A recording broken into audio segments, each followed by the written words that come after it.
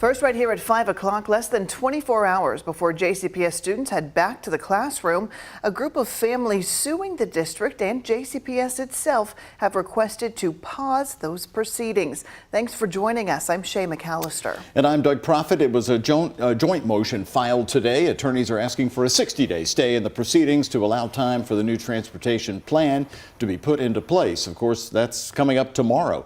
The families sued the district for the transportation plan, which eliminates buses for most magnet and traditional schools in JCPS. They argue that that plan is discriminatory. During an August 2nd federal hearing, there was testimony that certain schools, specifically Mayle, Manual, and Whitney Young Elementary School, may have routes restored if there's enough drivers. In the motion, attorneys say the plaintiffs realized what they've requested in the lawsuit may happen once the plan is implemented. The judge in the case still has to sign off on this motion. We have contacted JCPS and we're waiting on a statement from them. Now, our other top story at 5 o'clock, a dam in New Albany continues to capture the community's attention. Many locals call it a peaceful fishing spot. But after a 14-year-old teenager drowned just over 2 months ago, it's been the center of major concern. According to the Indiana Department of Natural Resources, the city began emergency maintenance construction on it, and they didn't have a permit to do that. It's all happening at the Silver Creek Landing, where the 108-year-old structure underwent some modifications. The department says those modifications could now have consequences. Jose Alonso and photojournalist Emma Gefter spent the day searching for answers. No matter what angle you look at it, the barriers at Silver Creek Landing are still up as the city of New Albany and the state of Indiana are trying to find common ground on what to do with the dam. What was once a free-flowing dam where many people would visit and look over the bridge for a calm environment is now surrounded by large rocks. Mayor Jeff Gahan ordered emergency maintenance on the dam after a teen drowned in May. A post on the city's Facebook page shows video of the crews adding the rocks along the dam. Ron Durbin thinks it's the right move. Kind of hate to see them do much to the dam, but whatever it's going to take to not let that happen again is well worth the effort. According to the Indiana Department of Natural Resources, it's against the law for the construction to be done without a permit. The agency says, quote, "This law is in place to protect both people and property that are in the path of these waterways. Unauthorized work, including placing fill rock in the floodway, can lead to upstream flooding and create additional public safety issues if not properly constructed, which is why these activities require a permit from DNR." In New Albany, Jose Alonso, WHAS11 on your side. The State Department did issue an infraction on Mayor Jeff Gahan for that construction. We contacted the New Albany's mayoral office about the infraction and what it means. Right now, we're still waiting on a comment from them. And an update now on a case against the former Clark County Sheriff Jamie Knoll. Today, a judge denied a petition by his nieces and nephews fighting for the money spent from their father's estate. Jamie's brother, William Leon Knoll, died in December of 2018. Jamie was named as the representative of the estate. Leon's heirs filed a petition claiming Knoll pocketed more than $50,000. They asked a judge to reopen the estate. Well, today, a judge admitted the allegations are disturbing, but he said too much time has passed to legally allow the estate to be reopened. The petition was denied. The judge did suggest the family could file a civil lawsuit. A family's been awarded more than $100,000 in a settlement with Louisville Metro Police this week. The Stuckers sued the department, claiming officers handcuffed the wrong people, including a 10-year-old child. It happened 5 years ago at a house where Roy Stucker was working. According to the lawsuit, Stucker was hired to paint a house in between tenants. While he was there with his girlfriend and her 10-year-old daughter, officers raided the home, according to the lawsuit. It goes on to say they broke through windows, going in with weapons drawn. They handcuffed all three of them outside of the home. And as it turns out, LMPD was serving an arrest warrant on someone else. According to the Stuckers' attorney, the real target was already arrested and in custody when all of this happened. The case was dismissed in U.S. District Court on Monday after both parties reached an agreement. The Stuckers were awarded $180,000. We have more now on a story we first told you last night on the WHAS11 night team. A longtime Louisville pilot is missing in the Bahamas. Chris Moore took off from Florida on the east coast of Florida Sunday, flying solo in a small plane on a path that his wife says he has taken many times. His small plane was reported missing after taking off from this airport, the Sebastian Airport on the east coast of Florida. His wife, Stacy Love, told me last night that they believe he was last heard from 5 miles away from the airport in Marsh Harbor, Bahamas. The U.S. Coast Guard and the Royal Bahamas Defense Force stopped searching for Moore's plane on Tuesday, so Love, who is still in the Bahamas, has now hired a private rescue helicopter. She has plans to continue the search today, but bad weather kept them all grounded. Moore's been a pilot for 9 years, and he lives off near Glenview off River Road here in Louisville. Today, a man was arrested, accused of a double shooting in Jeffersontown, a case police have now connected to a second double shooting that happened just a few weeks earlier. Jeffersontown police say Michael Ballard was arrested yesterday afternoon. They say he illegally entered a house on Old 6 Mile Lane and shot a man and a woman while they were in bed. The man was killed, but the woman survived. In their investigation, police found out she had been the victim of a double shooting that had happened back in June. In that shooting, she was shot while sitting in a car at an apartment complex just minutes away from the site of the second shooting. The man she was with was also killed in that case. J-Town Police Chief Rick Sanders says the man was shot several times and died at the scene. They are working this case actively. If you know anything about it, you can call police at the number there on your screen. It is 267-0503. And now to your voice, your vote. Vice President Kamala Harris and her new running mate Tim Walz holding dueling rallies in the must-win state of Wisconsin today, with former President Donald Trump's VP nominee, Ohio Senator J.D. Vance, also doing the same. Both campaigns are hoping that they can attract key voters in Rust Belt swing states. Walz, of course, who is a popular Midwestern governor, is a former teacher and a football coach. He's trying to appeal to those swing state voters. Harris and Walz are in the middle of their 6-state blitz.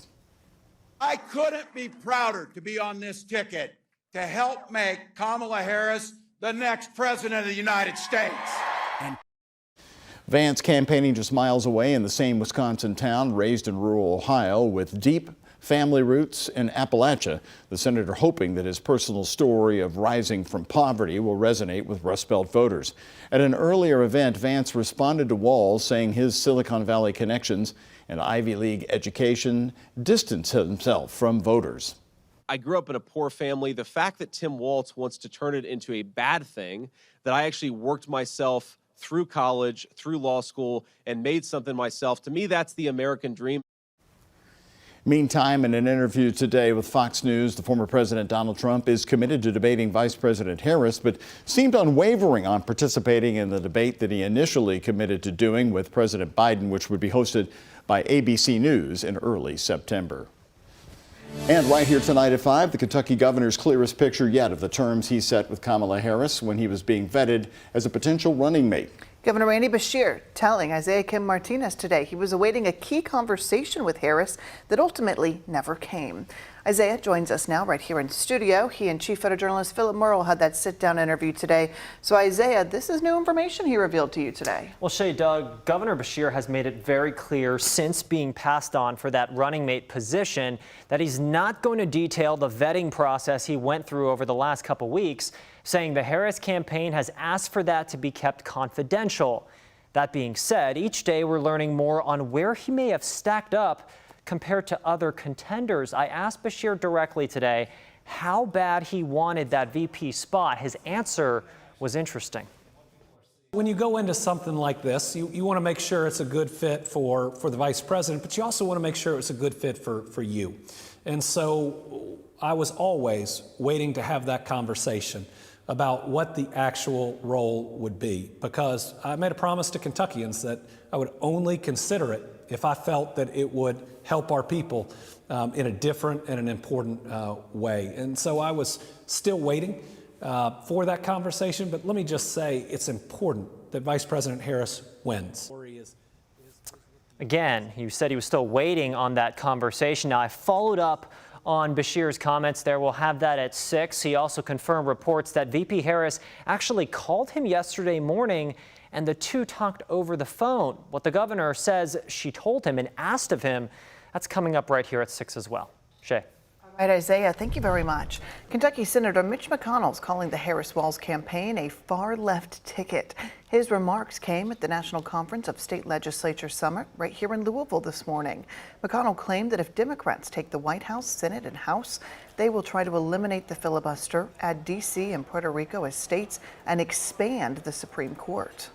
I feel very strongly that the way you get the policy you want is to win elections, not to break the rules. They think what they want to do is so important. To hell with the rules. It's more important that we get what we want. McConnell went on to say he disagrees with all of the ideas, and he's not afraid to work across the aisle when he thinks the legislation's good for the nation, adding he was a big supporter of the bipartisan infrastructure bill that was signed into law last year. A little bit of a change here today. The clouds earlier this morning sort of cooled things down, and then the humidity, it just wanted to stick around across Kentucky and as that sun eventually peaked out in the afternoon. Well, a big day coming up tomorrow, Ben, with so many JCPS kids heading back. Yeah, that heat and humidity will hang around for one more day, but we do have a big change on the way with falling humidity levels on Friday. So really good weather to look forward to for this weekend. Out there now, it is muggy. We have temperatures in the upper 80s, a little bit better than the low 90s we had the last couple of days. Heat index 93, not up to 100 like we had earlier this week as well. As we look live here from around Hurstbourne Parkway, Interstate 64, about a 10-mile view back toward the city with our Midway University cam, part of our U of L health camera network. So that north breeze out there that has limited the temperatures from warming up like the last couple of days, as we see a lot of low to mid 80s across the area. In most locations are dry and will stay dry. Closest thunderstorm down towards London, Kentucky, and not seeing any showers over the metro or throughout the entire viewing area right now. Can't rule out maybe a lone teeny tiny shower, especially for areas off to the south of the Bluegrass Parkway through this evening, and then quiet, dry, and humid tonight with lows in the upper 60s and lower 70s. Any little shower looks like it'll stay off to the east tomorrow. Typical early August heat with upper 80s and lower 90s for tomorrow afternoon. So that back to school bus stop forecast for JCPS, 72 degrees out at the bus stop early tomorrow morning around sunrise, and then 91 for that high temperature. We're going to show you that weekend cool down with those fall-like conditions on the way coming up.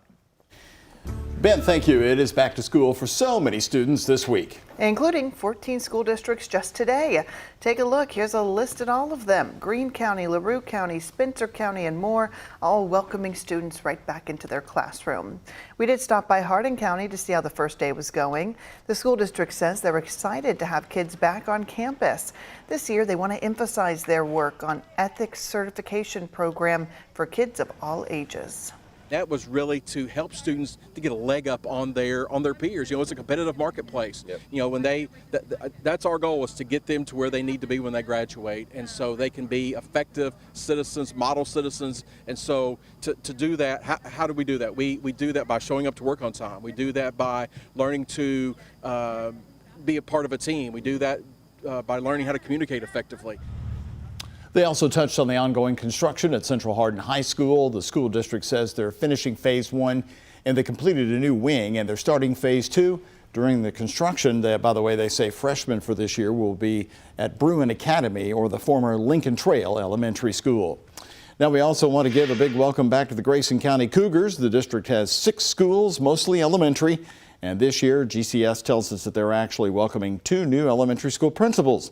Heading into today, you can double check your bus routes for Grayson County on their website. The district has them all listed along with drivers' names and phone numbers. Looking ahead, the leaders there tell us they're excited to break ground on a new technology center worth $10 million. This is also the 50th anniversary of Grayson County High School. Marion County is also back at school today, welcoming all of their students with big building upgrades. They are working on a new elementary school building that will hold more than double their current capacity. They've also upgraded aspects of their high schools and are working to replace the windows. The district superintendent says this is all done to accommodate their growth. Our community, as you mentioned earlier, it's a beautiful community and beautiful county, and we're growing, and we want to make sure that we have the schools to accommodate that growth. There's 7 schools and technology centers in the Marion County School District.